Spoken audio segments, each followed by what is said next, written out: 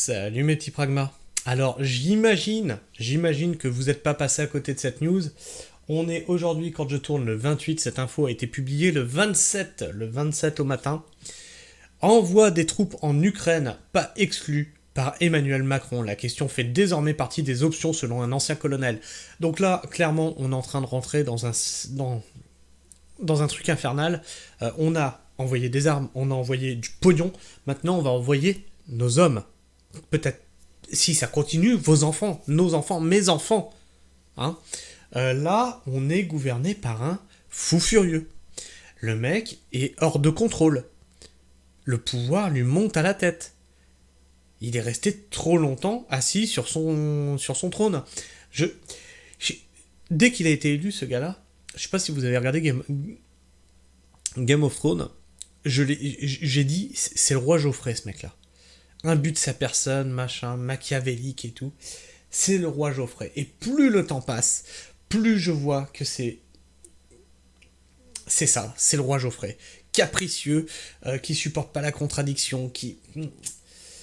Si tu le contredis, ta tête finit au bout d'une pique, tu vois. Ah bah non, n'allons pas dans les extrêmes. Les éborgnés gilets jaunes. Une déclaration extrêmement rare, une phrase choc, un message clairement adressé aux Russes, commandent les spécialistes des géopolitiques Pierre de Jong.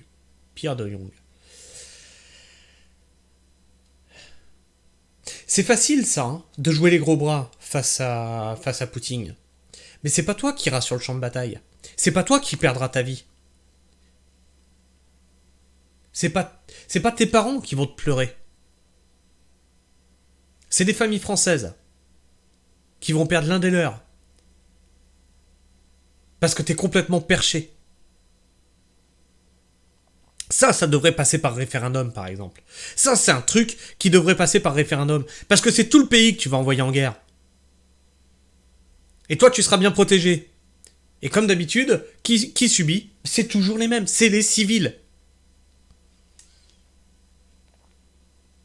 Et bon, ça fait un moment qu'on sait que la France t'en a mais rien à foutre.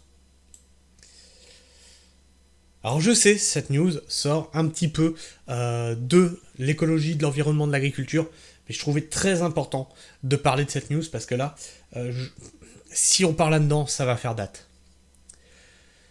L'envoi de troupes occidentales au sol de l'Ukraine ne doit pas être exclu à l'avenir, et a affirmé lundi soir Emmanuel Macron. Une déclaration extrêmement précise et extrêmement rare. L'Europe ne s'était jamais engagée, en tout cas verbalement, de cette façon-là. Observe mardi 27 février sur France Info, Pierre de Jong, vice-président de l'Institut Thémis, spécialiste de géopolitique et ancien colonel des troupes marines. Une phrase choc. Et puis même au-delà, hein, il a été... Alors il faudrait que je creuse un peu plus l'info, mais il a été offrir le bouclier nucléaire dont la France dispose à n'importe quel pays européen. On en est là. C'est pas normal. Ce n'est pas normal. On ne le met pas au pouvoir pour décider de ça tout seul. C'est un engagement qui est extrêmement fort et clairement adressé aux Russes. Tu veux aller parler aux Russes? Tu sais quoi? Mets tes gants de boxe, tu vas sur un ring, tu te tapes sur la gueule avec Poutine. Mais tu nous fous la paix. Poursuit le spécialiste militaire. Cette question de l'envoi de troupes au sol fait partie des options, selon lui. Si le chef de l'État a affirmé qu'il n'y avait pas de consensus, il n'y a jamais de consensus, hein, de toute façon. Au sujet de l'envoi des troupes militaires en Ukraine, le président français a tenu à réaffirmer une forme de fermeté par rapport à l'offensive russe, souligne Pierre de Jong. Attendez une seconde.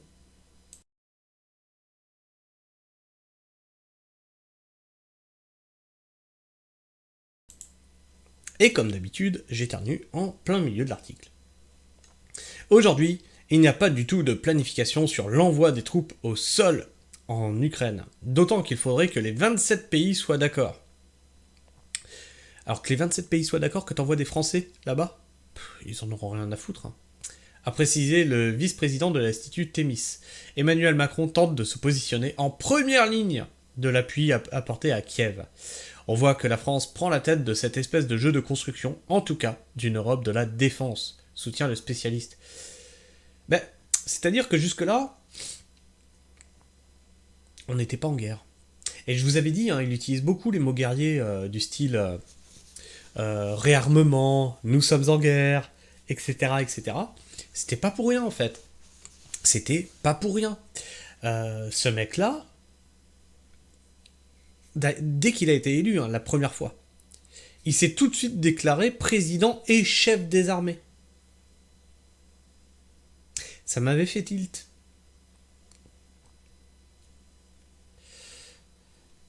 C'est chaud. C'est très chaud. On voit que la France prend la tête de cette espèce de jeu de construction, en tout cas, d'une partie de la défense, soutient le spécialiste. Le président Macron souhaite évidemment apparaître comme une espèce d'organisateur, conclut-il. Mais tout ce que tu touches, ça finit en eau de boudin.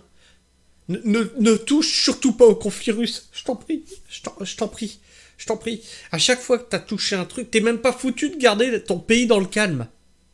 Ça n'a jamais été autant le bordel dans ton pays. Ne va pas t'occuper d'un conflit qui te dépasse. Par pitié. Alors, on va voir les commentaires. Prendre la température de tout ça.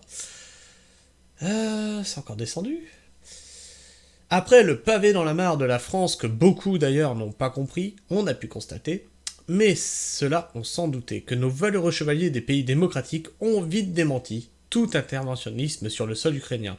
On veut bien aider, si cela rapporte le maximum de fric. Pour le moment, on en a dépensé du fric, des milliards qui sont partis en Ukraine.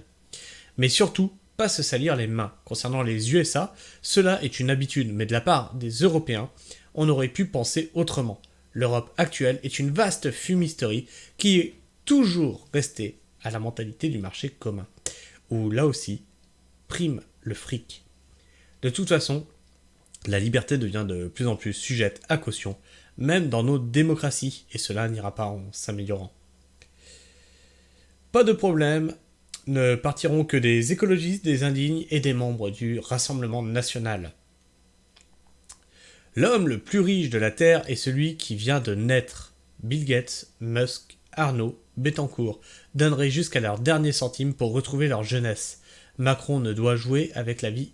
ne doit pas jouer. Macron ne doit pas jouer avec la vie de nos jeunes. Et oui, je pense aussi qu'il ne doit pas jouer avec la vie de nos jeunes.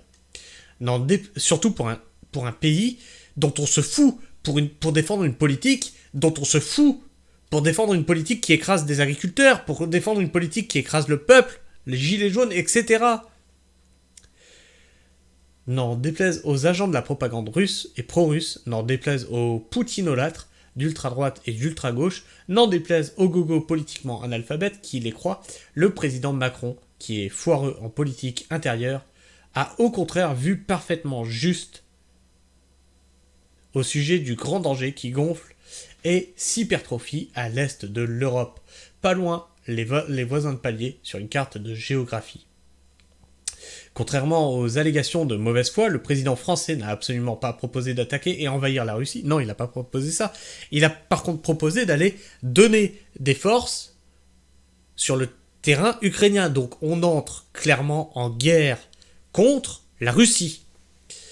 Il est simplement dans une position défensive dont la nécessité et l'urgence sont éclatantes. Le colonel du KGB Poutine veut faire à n'importe quel prix l'empire soviétique issu de l'empire des tsars. Il a même déclaré clairement, calmement, qu'il voit beaucoup plus loin et que certains peinent à comprendre. C'est qu'il ne respecte que la force. Pas tout à fait d'accord avec ça. Et vous, est-ce que vous êtes d'accord avec ça ? Est-ce que vous pensez que c'est normal qu'on envoie des troupes en Ukraine pour se battre contre la Russie ? Ou est-ce que vous pensez qu'au contraire, on part dans une espèce de folie ? Je vous laisse me dire votre avis et vos opinions dans les commentaires, pour débattre entre vous. Alors attention, sujet sensible, donc dans le calme, dans le respect mutuel. Si vous voyez que la discussion dégénère, arrêtez de discuter avec votre interlocuteur, ça sera beaucoup mieux pour tout le monde. Si vous êtes encore là en fin de vidéo, n'hésitez pas à vous abonner et à activer la petite cloche. Et puis si vous êtes encore là mais que vous savez pas quoi mettre en commentaire et puis que ça vous chagrine parce que vous voudriez me dire mais moi j'ai vu ta vidéo, vous pouvez me laisser un pouce. Et puis si vous voulez me dire j'ai vu ta vidéo mais c'est de la merde et ta tête de barbu ne me revient pas, et tu peux mettre un pouce vers le bas et je t'en remercie. En tout cas moi je vous fais la bise, prenez soin du sol et restez pragmatique. Ciao.